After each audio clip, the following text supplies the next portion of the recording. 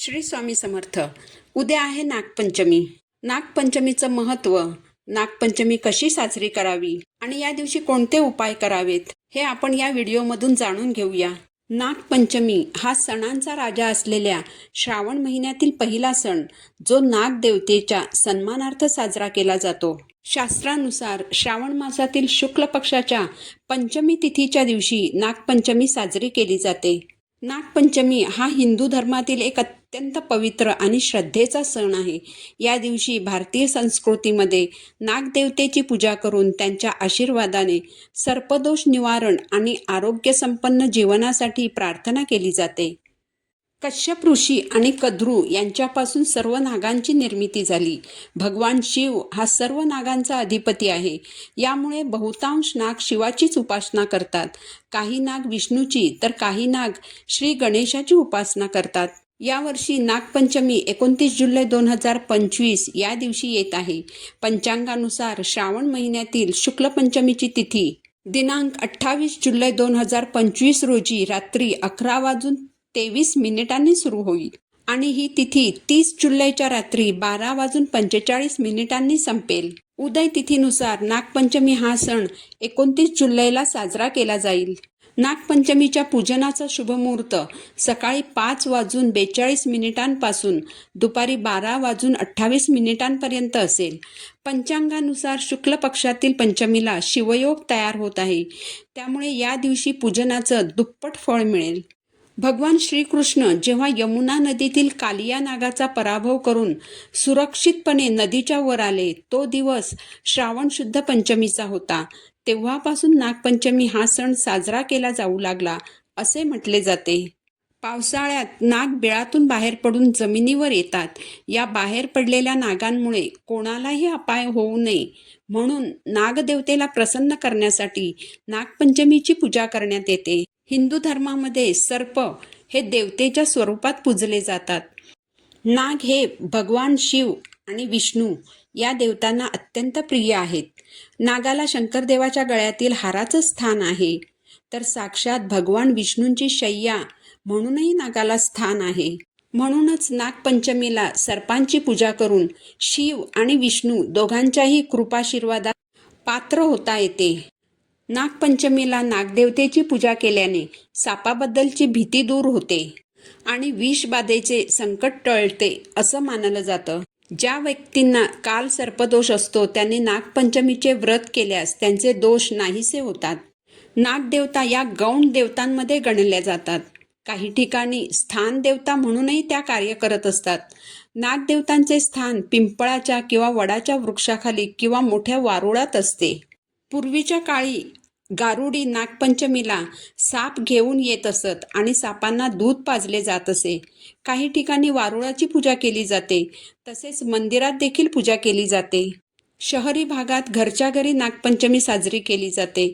घरामध्ये नागदेवतेचा फोटो लावून त्यांची पूजा केली जाते.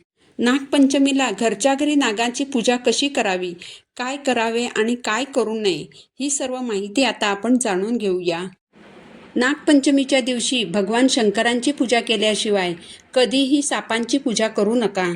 त्यांची पूजा फक्त भगवान शिवाचे अलंकार म्हणून करा.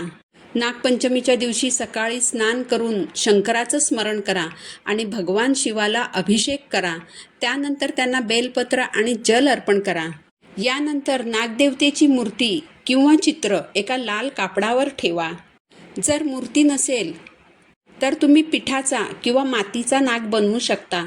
तुम्ही हळद चंदनाने नाग, नागिन आणि त्यांच्या पिल्लांची चित्र काढून त्यांची पूजा करू शकता. नाग, नागिन आणि पिल्लांना हळद कुंकू अर्पण करा. पूजा करताना अनंत, वासुकी, शेष, पद्मनाभ, कंबल, शंखपाल, धृतराष्ट्र, तक्षक आणि कालिया या 9 नागांची नावे घेऊन गंध, अक्षता अर्पण करा. धूपदीप लावून ओवाळून घ्या. दूध, साखर, लाह्या, उकडीची पुरणाची दिंड करून नैवेद्य दाखवा. या सणाला विशेषतः गव्हाची खीर आणि चण्याची डाळ, गूळ यापासून बनवलेल्या उकडीची पुरणाची दिंड तयार करून नैवेद्य अर्पण केला जातो. यानंतर ओम नागदेवाय नमः आणि ओम नमः शिवाय या मंत्राचा जप करा. श्री सर्पसुक्ताचे पठण करा. ओम नागेंद्रहाराय नमः हा मंत्र विशेष फलदायी मानला जातो. ओम नवकुले विद्यामहे विषदन्ते धीमहि तन्नो सर्प प्रचोदयात या नाग गायत्री मंत्राचा जप करा. स्त्रियांनी नागाचे भाऊ म्हणून नागदेवतेचे पूजन केल्यामुळे त्यांच्या भावाचे आयुष्य वाढते. नागपंचमीच्या आदल्या दिवशी प्रत्येक बहिणीने भावासाठी देवतांकडे हाक मारल्यास त्याचा भावाला 75% लाभ होतो आणि त्याचे रक्षण होते. नागपंचमीच्या दिवशी ज्यांना सापांचा आशीर्वाद घ्यायचा आहे त्यांनी जमीन खोदू नये, हिरव्या भाज्या तोडू नयेत, चाकू, सुरी, कोयता किंवा शेतात वापरली जाणारी अवजारे यांचा वापर करू नये. बऱ्याच ठिकाणी या दिवशी तळलेले पदार्थ खाल्ले जात नाहीत. तव्याचा वापर केला जात नाही. आदल्या दिवशीच तवा बाजूला ठेवून दिला जातो. त्यामुळे नागपंचमीच्या दिवशी शिजवलेले पदार्थ आणि दूध लाह्या खातात. नागपंचमीच्या दिवशी हे खास उपाय केल्यास महादेव प्रसन्न होतात. जर तुम्हाला कालसर्प दोषाचा त्रास होत असेल तर तुम्ही नागपंचमीला रुद्राभिषेक करा. जर तुमच्या जवळपास नाग मंदिर असेल तर नागपंचमीच्या दिवशी नागदेवतेचे दर्शन घ्या आणि त्यांची पूजा करा. पिंपळाचे झाड सापांचे निवासस्थान मानले जाते. नागपंचमीच्या दिवशी पिंपळाच्या झाडाखाली दिवा लावा आणि त्याची प्रदक्षिणा करा. यामुळे नागदेवता देखील प्रसन्न होतात.